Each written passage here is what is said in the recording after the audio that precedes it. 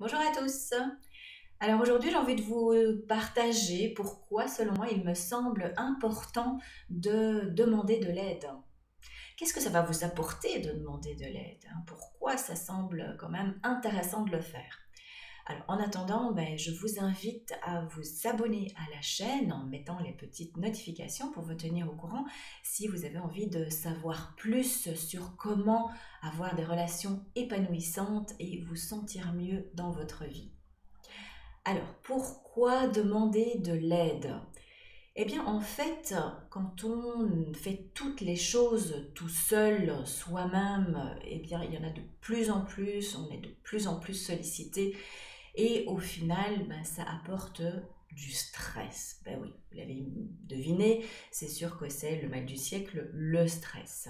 Alors oui, parce que quand on fait tout tout seul, eh bien, il y a tellement de choses que finalement, on se sent un peu débordé.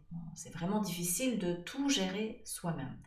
Du coup, ça fait qu'on peut s'isoler dans cette façon de fonctionner, de tout faire soi-même. C'est que bah, on ne délègue pas, on ne rentre pas en relation avec les autres. Donc, il y a une espèce d'isolement, de rester tout seul à s'entretenir tout seul. Donc, demander de l'aide, eh bien, justement, ça va vous amener à aller en relation avec les autres, à sortir de votre zone de confort et d'oser dire, eh bien là, j'ai aussi une limite. Donc ça va être de reconnaître, d'accepter vos limites, ce qui est super important pour justement pouvoir oser aller demander de l'aide extérieure.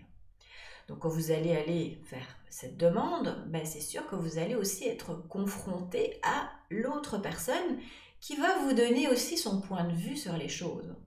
Donc ça va vous élargir quelque part à une autre façon de penser, plutôt que de rester étriqué dans son petit fonctionnement, dans son mode opératoire de ce qu'on connaît. Donc sortir de sa zone de confort pour oser demander, et rentrer en relation et oser se confronter à un autre environnement, un autre avis, un autre point de vue, ce qui va vous élargir votre zone d'observation, votre zone de, de confort. On va aller là. Alors, ça va aussi vous amener dans l'importance de vous-même. Parce que si vous osez aller chercher de l'aide, c'est que vous reconnaissez vos limites, que vous reconnaissez que vous avez besoin de l'autre. Alors, c'est pas un besoin dépendant, c'est un besoin d'interdépendance. C'est pas la même chose. Ça veut dire que vous allez pouvoir apporter aussi quelque chose à l'autre. Et notamment, vous allez pouvoir vous respecter. Donc, vous respecter, ça va faire que vous allez aussi vous apporter de l'amour de vous. Hein, c'est de l'amour de soi que de se respecter dans ses limites, de pouvoir revenir aussi à un calme intérieur, de pouvoir déléguer, de pouvoir vous alléger. Eh bien, ça va vous délester de cette pression, de cette tension intérieure. Ça va faire aussi que vous allez récupérer du temps pour vous. Génial, hein. Qu'est-ce qu'on n'a pas de plus précieux ici que le temps? Donc, c'est vous redonner de l'importance dans le temps que vous allez récupérer. Alors, l'avantage aussi, le bénéfice secondaire encore, c'est aussi que quand vous allez chercher de l'aide, souvent on a tendance à croire qu'on va mendier, qu'on est faible, que oh là là, c'est pas top d'aller demander de l'aide, hein, quand on a tendance à vouloir tout faire soi-même. En fait, parfois, on peut être surpris de voir que en demandant de l'aide, eh bien, ça peut valoriser l'autre.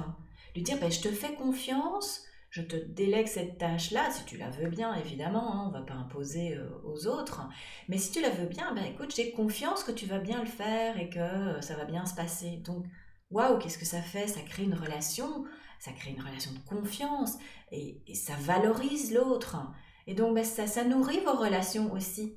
Donc c'est super, ça vous apporte quelque chose pour vous, dans l'amour de vous, le respect, le temps, et en même temps, ça valorise et ça nourrit les autres. Alors évidemment, tout ça est dans le meilleur des mondes, quand tout se passe très bien. Et donc, c'est sûr qu'il faut avoir l'équilibre. Hein. On ne va pas les demander à faire tout par les autres, on ne va pas faire les autres de nos esclaves, hein, c'est pas ce que j'ai envie de dire ici. Mais voilà, c'est de pouvoir, quand on a tendance à tout faire soi-même et à pas pouvoir déléguer, à s'isoler là-dedans, ben, pouvoir s'ouvrir, à rentrer en relation, à faire confiance à l'autre et à pouvoir récupérer sa liberté, la connaissance de soi, puis l'amour de soi.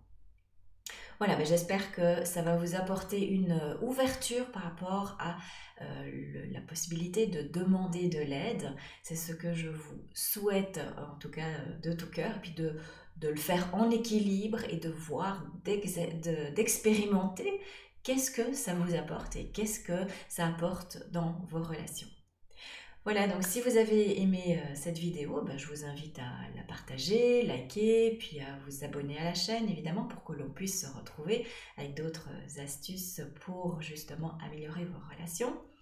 Et je vous ai aussi préparé un document que vous pouvez télécharger qui vous explique un peu qu'est-ce que l'accompagnement par l'approche non directive créatrice peut vous apporter justement dans vos relations, puis à vous connaître vous-même dans le respect, l'amour de vous et à aller vers plus de liberté dans votre vie. Eh bien voilà, c'est ce que je vous souhaite en tout cas du fond du cœur et moi je vous retrouve très vite. À bientôt.